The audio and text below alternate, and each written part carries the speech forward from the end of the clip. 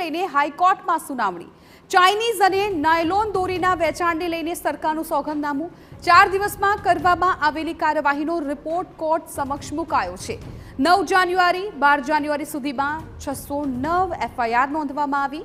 FIR નોંધવાની સાથે 612 લોકોની અટકાયત કરવામાં આવી। કાચ પાયેલી દોરી પરના પ્રતિબંધની જાણ અનેક માધ્યમો થકી કરાઈ। ગુજરાત હાઈકોર્ટ આ પ્રશ્નને કાયમી પ્રશ્ન ગણાવ્યો છે। કોર્ટે નોંધ્યું કે પ્રતિબંધિત દોરીની સુનાવણી સપ્ટેમ્બર માસમાં થવી જોઈએ। રાજ્ય સરકારે સૂચના અને જાહેરાતો સુધારવાની કામગીરી શુક્રવારના રોજ પૂર્ણ કરવામાં આવી હતી। પ્રતિબંધિત દોરીની અરજી છેલ્લી ઘડીએ સાંભળવામાં આવે છે। તેમાં કોન્ક્રીટ પ્લાન લઈને અમલીકરણ કરવામાં આવે, તેનાથી પ્રતિબંધિત દોરી પર યોગ્ય અમલીકરણ થઈ શકે। આગામી 3 દિવસ સુધી પણ આ જ પ્રકારના પ્રતિબંધિત દોરી પર અમલવારી ચાલુ રહેશે।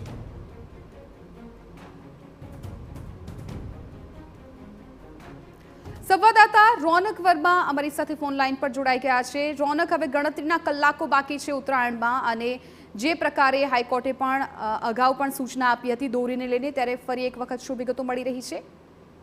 બિલકુલ, જે પ્રકારે આપણે સમગ્ર વિગતો કહી એક મુજબ ગુજરાત હાઈકોર્ટમાં જે પ્રતિબંધિત વસ્તુઓ છે, મકર સંક્રાંતિનો પર્વ આવતીકાલે અને પરમ દિવસે રાજ્યભરમાં ઉજવવામાં આવશે, ત્યારે જે પ્રતિબંધિત વસ્તુઓ છે તેનું જે ઉત્પાદન અને વેચાણ થઈ રહ્યું છે તેને જ સદંતર પ્રતિબંધ થાય તે પ્રકારની જે અરજી છે તે કરવામાં આવી હતી। તેને લઈને 4 દિવસમાં જે કાર્યવાહીનો રિપોર્ટ છે તે કોર્ટ દ્વારા નિર્દેશ આપવામાં આવ્યા હતા, અને તે જ નિર્દેશ અનુસાર 9 થી 12 જાન્યુઆરી સુધી રાજ્ય સરકારના વિવિધ વિભાગો દ્વારા કરવામાં આવેલી કાર્યવાહીનો રિપોર્ટ છે તે મૂકવામાં આવ્યો છે।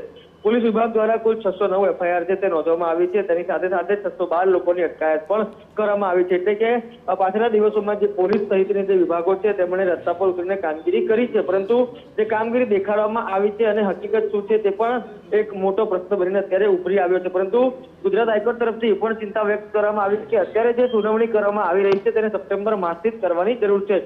જો ઉત્પાદન થશે તો વેચાણ થશે, સ્વાભાવિક છે, પરંતુ ઉત્પાદન ઉપર જ રોક લગાવવામાં આવશે તો પ્રતિબંધિત ચાઇનીઝ દોરી હોય કે પછી અન્ય વસ્તુ હોય, કાચ પાયેલી દોરી, જેના કારણે અનેક નિર્દોષ માનવ જીવોનું પણ બલિદાન આપવું પડે છે અને આ ઉપરાંત હજારો પક્ષીઓના પણ મોત થાય છે। એટલે કે આ તમામ જીવ દયા રાખીને જે કાર્યવાહી છે તે કરવી જોઈએ, તે પ્રકારે ગુજરાત હાઈકોર્ટનું માનવું છે।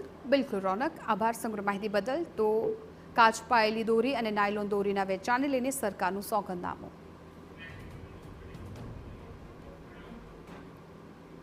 સમાચાર